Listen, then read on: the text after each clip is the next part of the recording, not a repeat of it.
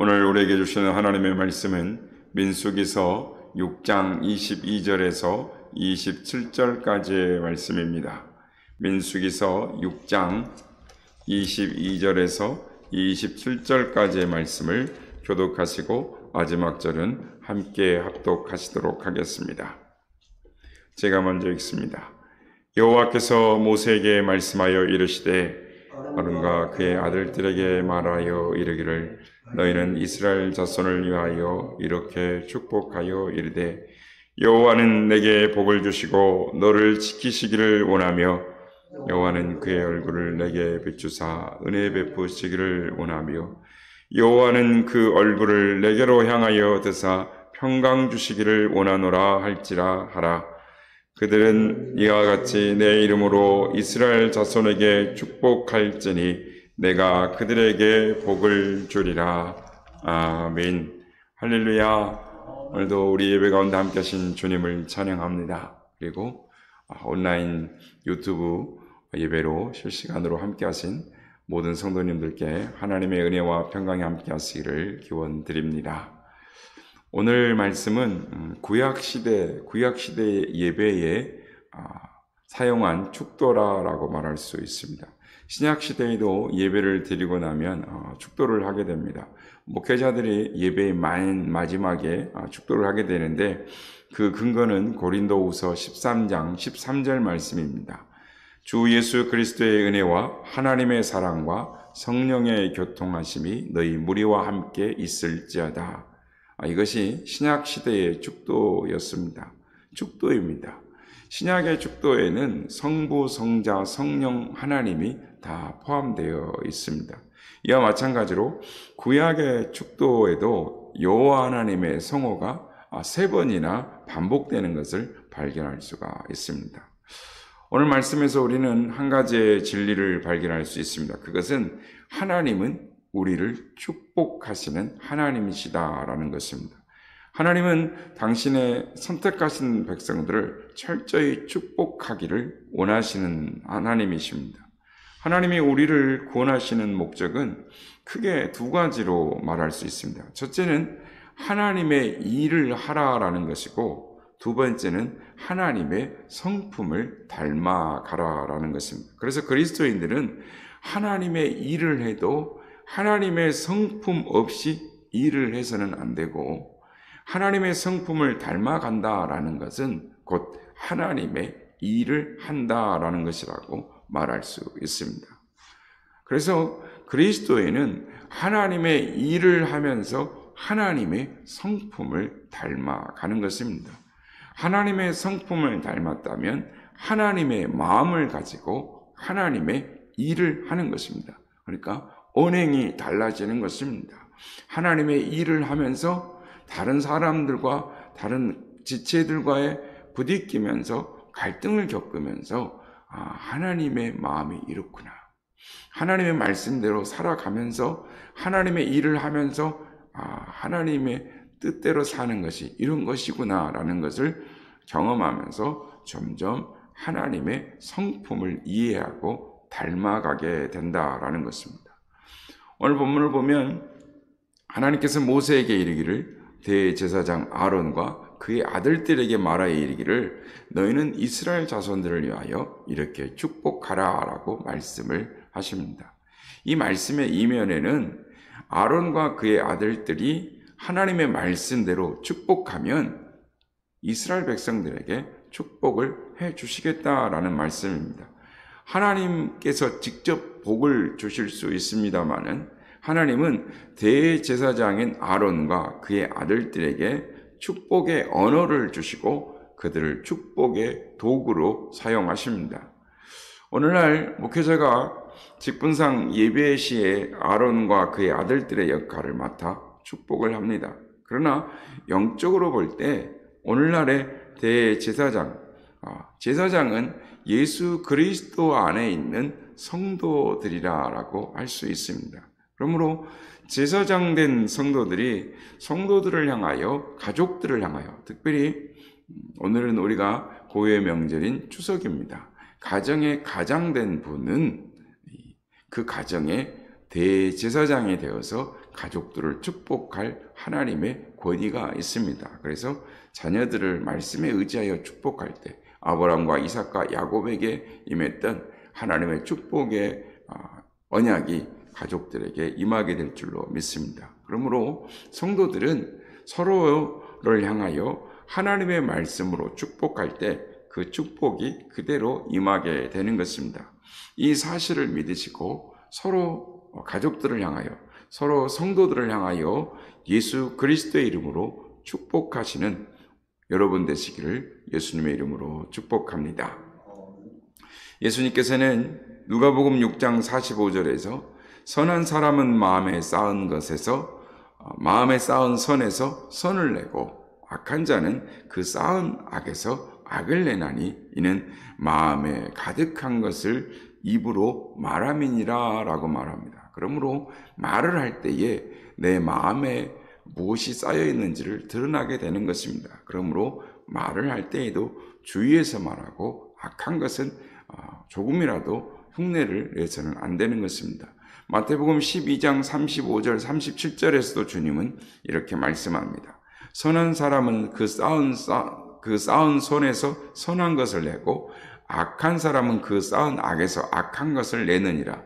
내가 너희에게 이르노니 사람이 무슨 무익한 말을 하든지 심판날에 이에 대하여 신문을 받으리니 내 말로 의롭다함을 받고 내 말로 정죄함을 받으리라 라고 말씀합니다. 그러므로 성도 여러분, 마음에 선을 쌓으시고 입술로 선한 말, 축복의 말을 하시는 성도님들이 되시기를 바랍니다. 우리가 잘 아는 디즈니랜드를 창설한 월트 디즈니는 이 고등학교를 졸업한 후에 만화를 그려서 생계를 유지하던 사람이었습니다. 광고 대행회사에 들어가서 소질이 없다고 하는 이유로 해고당하고 6개월 동안 실업자가 되어서 집세를 못 내고 방황하게 되었습니다. 그래서 교회 가서 눈물을 흘리며 기도합니다. 근데 목사님께서 울고 있는 월트 형제를 보고 다가와서 축복의 말을 합니다. 형제여, 다른 사람들은 세상은 자네를 버릴지라도 하나님은 결코 자네를 버리시지 않아. 그러므로 용기를 내라고 격려해주고 축복의 말을 합니다. 그래서 월트는 용기를 얻지만 갈 곳이 없었습니다. 그래서 목사님은 교회 창고에서 잠자는 것을 허락을 했고, 그리고 그 창고에서 생쥐들이 돌아다니는 것을 보고 생쥐 그림을 그리기 시작합니다. 그것이 미키 마우스가 되었습니다. 아마 이것이 동물 캐릭터의 사상 제일 가장 유명한 캐릭터가 된 것입니다. 그리고 현재는 월트 디즈니사는 5만 명이 넘는 직원들을 가진 종업을 가는 큰 디즈니랜드를 만들어가게 됐고, 지금도 세계 곳곳에서 디즈니랜드가 세워져 있고 또 세워져 가고 있습니다. 축복의 말 한마디가 사람을 이렇게 변화시키고 사람을 새롭게 만들고 사람을 승리자로 만들어 준 것입니다. 그러므로 축복의 말, 은혜의 말, 긍정의 말을 하시는 우리 모두가 되시길 주의 이름으로 축복합니다. 성도 여러분, 우리 예수님의 전 생애는 우리를 축복하시는 말씀입니다. 예수님의 전 생애는 우리를 축복하시는 생애였습니다. 예수님의 모든 말씀이 산상수훈의 팔복으로 시작됩니다. 예수님의 사역도 우리를 축복하시기 위함입니다. 병든 자를 고치시고 귀신 들린 자를 해방하시고 슬픔이 있는 자에게 기쁨을 주시는 예수님의 모든 사역은 축복하시기 위한 사역이었습니다. 그렇습니다. 예수님이 십자가에 죽으신 것도 우리를 축복하시기 위함이요, 부활 승천하신 것도 우리를 축복하시기 위함이었습니다. 그러므로 여러분, 예수님을 닮기를 바랍니다. 여러분의 마음에 축복으로 가득하고 입술의 언어에도 축복으로 가득하시기를 주님의 이름으로 축원합니다. 오늘 본문 27절 말씀에 보면 그들이 이같이 내 이름으로 이스라엘 자손에게 축복할지니 내가 그들에게 복을 주리라 라고 말씀합니다. 대제사장 아론과 그의 아들들의 축복의 언어는 내용이 없는 공허한 언어가 아니다라는 것입니다. 말씀을 시작할 때 말씀드렸지만 목회자의 축복은 반드시 현실적인 실체로 나타나게 되어 있습니다. 아론의 축복이 반드시 현실적인 실체로 나타나게 되는 것을 보증하는 이유는 첫째로 축복의 도구가 하나님이 직접 선택하신 도구라는 것입니다. 아론과 그의 아들들은 대제사장으로 혹은 제사장으로 자원한 것이 아닙니다. 하나님이 그들을 부르셨고 하나님이 그들을 직접 선택하셨습니다. 그래서 하나님이 그들을 축복의 도구로 사용하셨습니다. 두 번째로 그들의 축복의 언어도 그들을 스스로가 고안해낸 것이 아니라는 것입니다. 하나님이 그들의 입에 그 언어를 집어넣어 주신 것입니다. 실제로는 그들에게 복을 주리라 이렇게 단언적으로 선언하신 분이 곧 하나님 자신이신 것입니다. 그러므로 대제사장의 축복은 현실적으로 반드시 성취가 되는 것입니다. 성도 여러분, 예전에도 제가 말씀을 나눴던 적이 있습니다만 예배 시간에 축도가 끝나기 전에 나가지 마시기 바랍니다. 목사가 어떤 복을 내리는 존재는 아닙니다. 그러나 주님의 도구가 되어서 주님의 말씀으로 축복을 하는 것입니다. 그 시간에 비는 축복은 반드시 이루어지는 것입니다. 그러므로 축도가 끝나기 전에 예배 시간에 나가지 마시길 바랍니다. 성도 여러분, 하나님은 구약의 이스라엘 백성들을 아론을 통해서 축복해 주셨듯이 오늘날 우리 성도들을 그리스도 예수를 통해서 축복해 주십니다.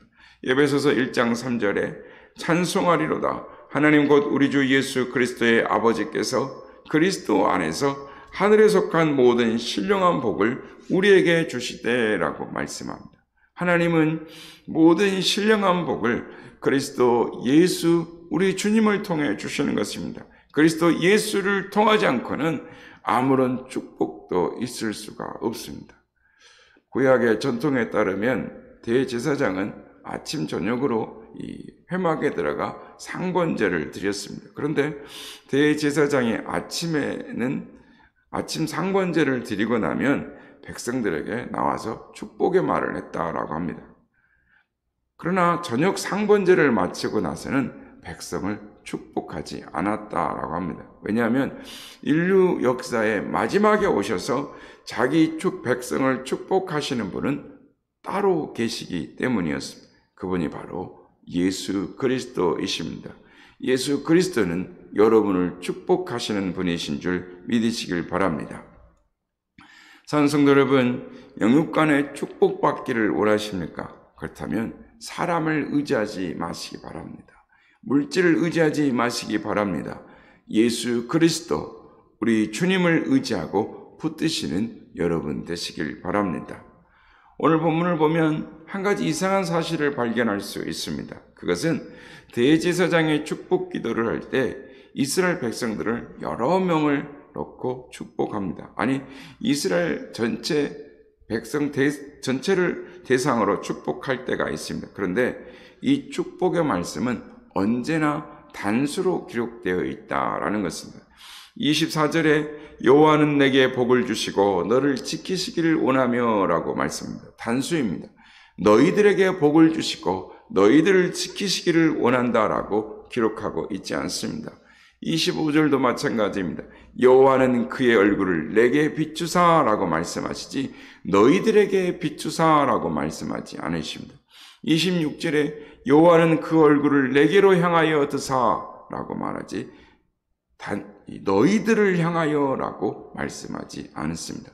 단수입니다. 복수가 아닌 것입니다. 대제사장은 이스라엘 백성 전체를 놓고 축복할 때마다 단수를 사용합니다. 이것은 무엇을 의미합니까? 하나님은 이스라엘 백성 전체를 하나로 보셨다라는 의미입니다. 여러분, 하나님의 축복은 하나님의 백성이 하나 되는 데서 오는 것입니다. 하나님의 백성은 한 주를 모시고 한 세례를 받고 하나님을 모시고 살기 때문에 우리는 하나가 되어야 하는 것입니다. 우리 주님께서 하나가 되신, 하나되게 하신 것을, 성령 안에서 하나되게 하신 것을 굳게 지켜야 하는 것입니다. 우리가 하나가 될 때 하나님은 우리에게 축복을 내려주시는 것입니다. 성도 여러분, 오늘날 교회들을 볼 때 개개주의가 너무나 심합니다. 너 따로 나 따로입니다. 그래서 교회는 한 목소리를 내지를 못합니다. 말씀 따로 생활 따로입니다. 이 교회에서 싫으면 딴 교회로 가고 또 저 교회가 싫으면 또 다른 교회를 찾아다니는 신앙의 철새들이 우리날 한국교회에 너무나 많은 것입니다. 말씀의 권위가 사라졌습니다. 내게 도움이 되거나 유익이 되면 지키고 손해가 되거나 어려우면 외면하는 것입니다. 이러면 한국 사회에 영향력을 미칠 수 없습니다. 한국교회가 신앙과 삶이 일치된 하나된 모습을 보여줄 때 하나님의 영광이 드러나고 이 우리 한국을 향한 하나님의 복이 이 나라, 이 민족 위에 임하게 될 줄로 믿습니다. 사랑하는 여러분, 하나님의 복은 교회가 하나 될 때 오는 것입니다. 가정이 하나 될 때, 마음이 하나가 될 때 하나님의 복이 임하는 것입니다. 성도 여러분, 어떻게든지 하나됨에 힘쓰시는 여러분 되시길 바랍니다. 분리되고 나누인 것은 하나님의 뜻이 아닙니다. 사단의 책략인 것입니다. 하나님은 하나가 될 때 복을 주시는 것입니다. 성도 여러분, 어떻게든지 하나됨에 힘쓰시길 바랍니다. 가정도 하나가 되고 교회도 하나가 될 때 하나님의 복이 임하는 것입니다. 바라기는 여러분 모두가, 우리 모두가 예수 그리스도 안에서 하나됨으로 하나님의 복을 누리시는 우리 모두가 다 되시길 예수님의 이름으로 축복합니다.